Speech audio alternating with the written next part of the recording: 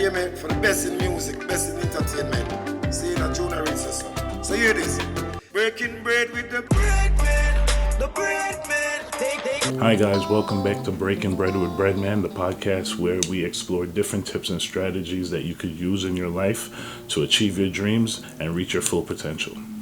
I'm your host Breadman, and today we're going to explore the art of setting goals and achieving them. Now, whether it's for personal growth or career development or any other aspirations that you have in your life, in this episode we're going to explore strategies that we could use to become successful. Let's get started. Wait, before we start, let's talk about why it's important to set goals in your life. Goals give you a sense of achievement, a sense of direction, and a sense of purpose in things that you're trying to achieve. Provides clarity. Goal setting gives you a sense of direction on what you want to do. And it's the first process in setting a roadmap on getting to what you want to do. Boosts motivation. Having specific targets, it boosts your motivation in a certain way, and it keeps you focused on what you want to do. Improves time management. Now, setting your goals helps you prioritize your tasks and helps you basically navigate your time management more effectively. Measures progress. Goals provide benchmarks of your progress. Like we said, we set small goals on the way to achieving the large goal. So goal setting also helps you with those benchmarks on your journey towards the large goal that you're trying to achieve. Okay, let's get started. I want to start off with something that I learned back in my early days of starting to work in retail, and I believe a lot of corporate America uses this method. It's called the SMART method. Some of you may have heard of it, some of you may have not, but SMART is an acronym, and it stands for specific, measurable, achievable, relevant, and time-bound. Now let's start with specific. Specific is exactly what it sounds like. You need to set specific goals. You need to know exactly what you want. Don't be vague about what you want. For example, if you're trying to save money, don't say, I want to save money. Look at it more specific. Say, I want to save $2,000 by Christmas. And then you set your goals and you set your steps towards saving $2,000 by Christmas. Or even, for example, if you want to lose some weight, don't say, I want to lose some weight. Say, I want to lose 20 pounds by summer. And then you work towards that. You have to be specific in what goals you're trying to achieve. And that brings us to measurable, the next letter in the acronym. Now, measurable is just like I said, make it measurable. If you want to save $2,000 by Christmas, that's measurable. Don't say, I want to save money. That's not measurable. Specific and measurable. And that brings us to achievable. Now, based on the amount of money that I'm making right now, can I save $2,000 by Christmas? Now, if I'm working minimum wage and I'm living check by check, and every week, by the end of the week, I hardly could save $5, and Christmas is in 2 months. No, that's not achievable. The goal I'm trying to set right there, I'm setting myself up to fail. There's no way I'm going to save $2,000 by Christmas. So make sure your goals are achievable. Don't put them out of your reach.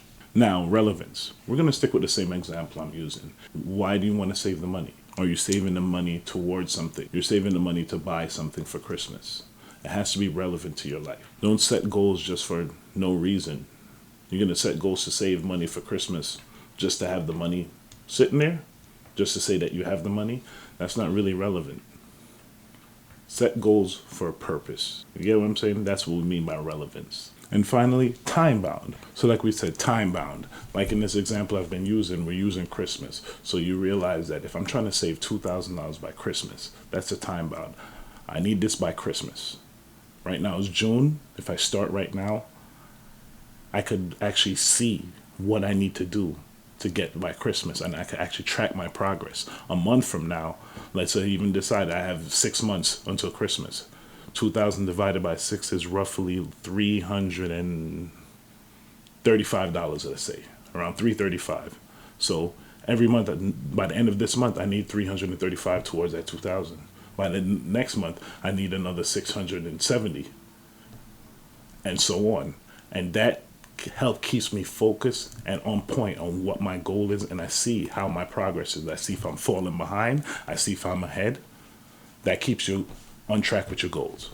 And that brings us to creating a manageable plan. That was an example of a manageable plan that I just gave you. You break it down into achievable steps towards your goals. Your ultimate goal is to have the $2,000 by Christmas. You have 6 months. So you have these other little small goals. You have to have $335 by next month. That's another small goal. You break them down into small and manageable goals that you can achieve, and you could actually track your progress on your way there, like I said. Now, by setting these milestones, that gives you an opportunity to like celebrate little small wins on the way to Christmas, if you get what I mean. Now, when I say celebrate, that doesn't mean spend some of the money, because that's part of the setting the goal. Celebrate. I mean, in your mind, you have that little celebration, even if it's that yes, I'm 1/6 of the way there.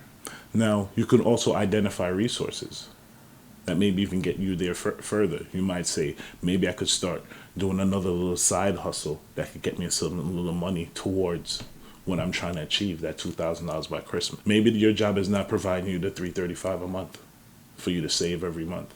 So you need to start exploring what cash flow you can get to get you on target, to make that goal achievable, because right now it's not achievable with the resources you have. So sometimes you need to explore new resources. That's a key part of goal setting. That keeps you resilient and keeps you focused that no matter what, I'm not going to quit. I'm going to adapt and I'm going to get there. I always tell you to think positive, but it's not thinking negatively by anticipating roadblocks. This helps you navigate through these roadblocks if they come. Let's say one of the things is maybe your flow of income that's coming right, or maybe you said in 6 months I could save this, but I know that in 3 months I have this big bill. Maybe my car insurance is in 3 months, and I know I'm gonna have to have some funds for my car insurance. So even though I could get the $335 for this month, and I could get my $335 maybe for next month, that third month when my car insurance comes, that's gonna be a problem. You have to always think and anticipate these little roadblocks and these little hiccups that's gonna be there. This helps you navigate. Now that you have identified that, okay, I'm going to need some extra cash 3 months from now to stay on track towards my goal, now we can navigate that a little better. Maybe we need to do a little side hustle, like I said. We need to get some money for that car insurance then. Try to see the clear picture ahead. Don't just stay right now. Try to see the clear picture ahead on your way to your goal. Try to look up the road and see what's coming up, if you get what I mean. Now, it's important to navigate these obstacles that may occur, because sometimes when you don't anticipate obstacles and they do hit you, that could hit you in a way where it sets you back, and it's also sets you back motivationally. Now you're not even motivated to achieve this goal anymore, and that's not where we want to be. So you need to stay motivated. Now, here's some strategies that maybe you could help you with staying motivated towards your goal. Of course, you know my mantra, stay positive. Keep that positive mindset on your way towards your goals. That also keeps you focused on what you're trying to do. By staying positive, because negativity never helps, staying positive, it keeps you in that motivated spirit and keeps you with the momentum that you're rolling with. To know who you're sharing your goals with, because we've always heard that there's sometimes you're sharing your goals with people who are not. But if you have somebody that you really can confide in, you have a real good friend or a mentor that you could share your goals with, and they could help by even like keeping you accountable, keeping you on your timeline, that is very good also. I always like to have that, and it's always a blessing when you have someone in your corner that can really help you that way, and hopefully you can reciprocate that same energy to them. And it's always good to track your progress. If you leave a little notebook to write down, okay, this is how much I'm going to need for next week's check or whatever. It's always good to track your progress. Just seeing it physically written down on a piece of paper that's saying, oh, $335. And then the next month you see that $335 and you add that up and you see, okay, that's $670. And then the next month, all of a sudden, you see, okay, that's $1,005. It helps you along the way, seeing that number grow, the physical number growing. Now, like I said, staying positive, and I always believe that you should reward yourself. I will always repeat this. After every little achievement that you are able to accomplish, celebrate yourself. Celebrate yourself. That keeps you in that positive mindset. Don't let those little achievements, those little wins go by unnoticed.